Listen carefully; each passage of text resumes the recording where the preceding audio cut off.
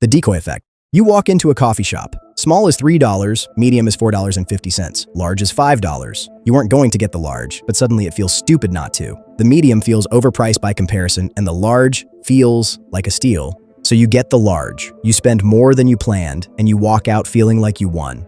You didn't win. You were steered. The decoy effect works by introducing a third option that exists purely to make another option look better. The medium wasn't priced badly by accident. It was priced that way on purpose. Its entire job is to make the large feel reasonable. Economists call this asymmetric dominance. Marketers call it Tuesday. We see that in subscription plans constantly. Basic is too weak, premium is expensive, pro sits right in the middle and feels like the smart choice. That's exactly where they want you. The moment you're comparing options, you've already stopped asking whether you need any of them. The decoy doesn't sell you a product. It sells you the feeling of making a rational decision, and that feeling is worth billions. False scarcity. Only 3 left in stock. Sale ends in 47 minutes. 12 people are looking at this right now. You've seen all of these. You've probably felt the pull of at least one of them. That low-level anxiety that if you don't act now, you'll miss out.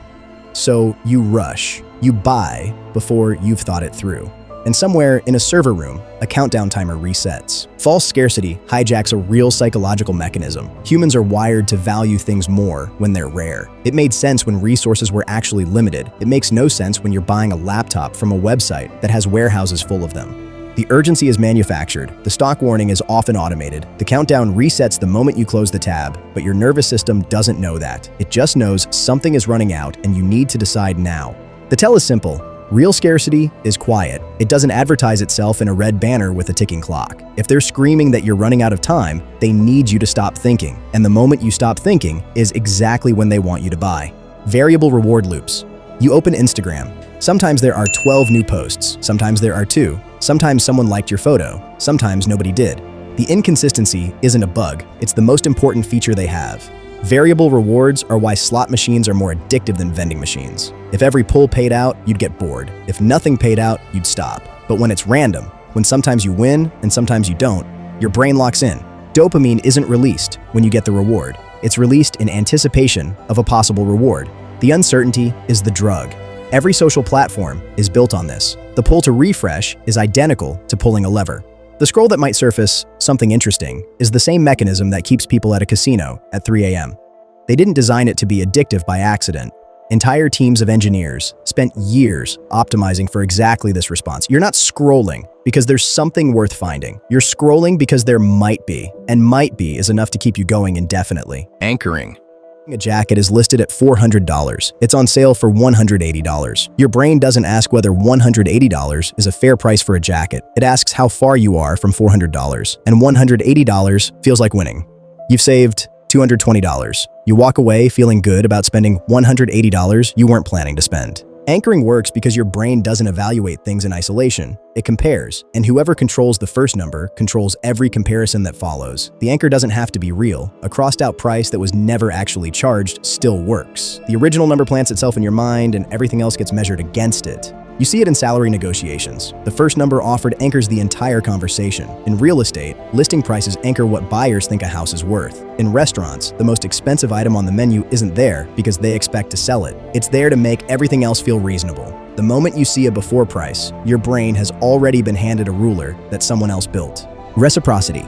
A stranger hands you a free sample of cheese at the supermarket. You weren't going to buy cheese, but now you feel slightly obligated, so you buy the cheese. A software company gives you a free 14-day trial. You use it for 3 days, forget about it, and feel guilty canceling because they gave you something, so you don't cancel. A salesperson spends an hour with you, answers every question, and is genuinely helpful. You didn't ask for that investment, but now leaving without buying feels rude. Reciprocity is one of the oldest manipulation tools in human history because it's built on a real social instinct. When someone gives you something, you feel the pull to give something back. It kept early human communities functioning. It keeps modern sales teams employed. The mechanism is automatic. You don't consciously decide to feel obligated. The feeling just arrives. And once it's there, it clouds every decision you make. You're no longer asking whether you want the product. You're asking how to repay the person who was nice to you.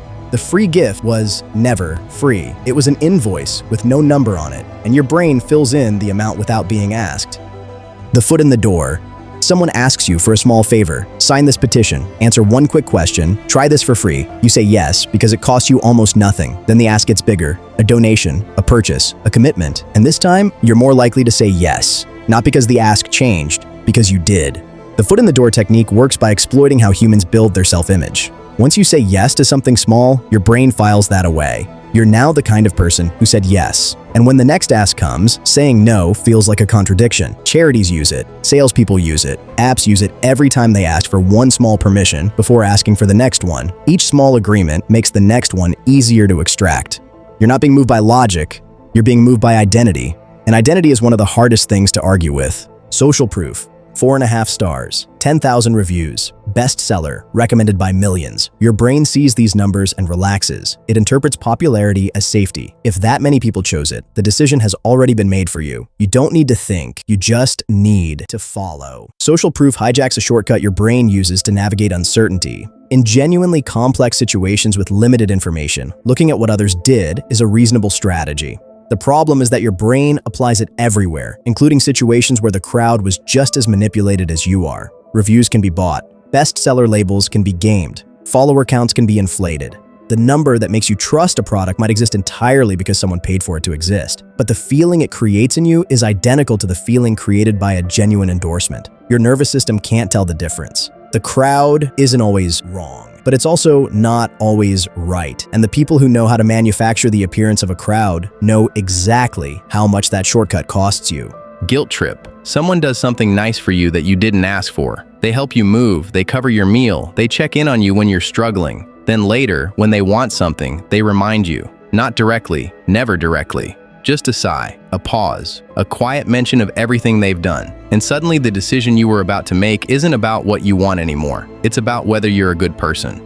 That's a guilt trip, and it works because it bypasses logic entirely. It doesn't argue with your reasoning. It attacks your identity. It makes saying no feel like proof that you're selfish, ungrateful, or cold. So you say yes, not because you want to, because the alternative is sitting with a version of yourself you don't want to be. The mechanics are simple. Someone invests in you, genuinely or strategically, and then uses that investment as leverage later. The gift becomes a debt, the favor becomes a leash, and because it's wrapped in a real relationship, a friend, a family member, a colleague, it's almost impossible to call out without looking like you're the problem. Real generosity doesn't keep a record. If someone's kindness comes with a bill attached, that wasn't kindness. It was a down payment on your compliance. The illusion of choice: paper or plastic, option A or option B. Would you prefer Tuesday or Thursday? The question sounds open. It isn't. You've been handed two options that someone else selected and asked to choose between them. The choice feels real. The freedom doesn't exist. The illusion of choice works by giving you enough control to feel autonomous while keeping the important decisions already made.